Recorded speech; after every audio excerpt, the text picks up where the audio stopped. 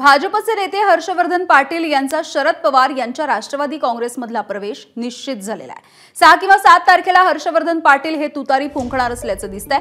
आज पवारांच्या मुंबईमधल्या silver okay या निवासस्थानी हर्षवर्धन पाटील यांनी शरद पवार यांची भेट घेतली आहे। हर्षवर्धन पाटील यांचे चिरंजीव राजवर्धन पाटील आणि त्यांची मुलगी अंकिता पाटील यांनी त्यांच्या व्हॉट्सअप स्टेटसला तुतारी हे चिन्ह ठेवलंय।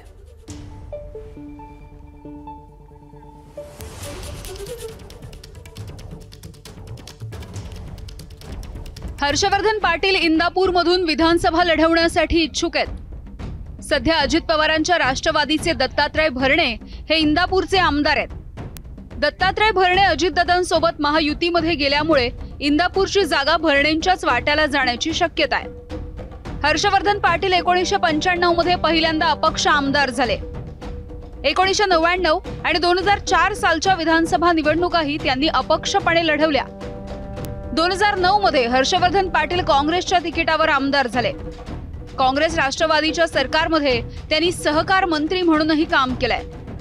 2014 मध्ये काँग्रेस राष्ट्रवादी वेगवेगळे लढले। यामध्ये हर्षवर्धन पाटील यांचा दत्तात्रय भरणेंकडून पराभव झाला। 2019 मध्ये काँग्रेस राष्ट्रवादीच्या तिकीट वाटपामध्ये भरणेंना संधी मिळण्याच्या शक्यतेमुळे हर्षवर्धन पाटील यांनी भाजपचा रस्ता धरला आणि कमळ चिन्ह घेत विधानसभेची निवडणूक लढवली। या निवडणुकीमध्ये राष्ट्रवादीच्या दत्तात्रय भरणेंकडून हर्षवर्धन पाटील यांचा पुन्हा पराभव झाला। आता 2024 मध्ये महायुतीकडून इंदापुरात दत्तात्रय भरणेंनाच तिकीट मिळण्याची शक्यता आहे। त्यामुळे हर्षवर्धन पाटील महाविकास आघाडीमधून लढण्यासाठी इच्छुक आहेत। शरद पवारांच्या राष्ट्रवादीकडून इंदापूर विधानसभा लढण्यासाठी 6 उमेदवार इच्छुक आहेत। त्यामुळे सोनाई डेअरीचे प्रवीण माने, अप्पासाहेब जगदाळे आणि हर्षवर्धन पाटील यांच्यापैकी कुणाच्या नावावरती शरद पवार शिक्कामोर्तब करणार हे बघावं लागेल। ज्यांना असं वाटतंय की आता भारतीय जनता पार्टीत आपल्याला तिकीट मिळू शकणार नाही, ते दुसऱ्या पक्षाचा आधार घेत आहेत। तसं त्यांनी करू नये असं आवाहन करेन, बाकी माझ्या हातात काय नाही। आता हे प्रमाण वाढत चालल्यामुळे 14 ते 19 त्यांना देवेंद्रकडून मिळत होतं, देवेंद्रकडे आले।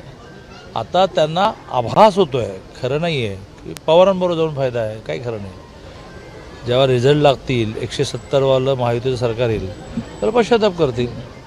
त्यावेळेला पुन्हा एकदा आमची पार्टी त्यांना घेईल की नाही, पार्टीचे नेते ठरवतील। एबीपी माझा, उघडा डोळे बघा नीट।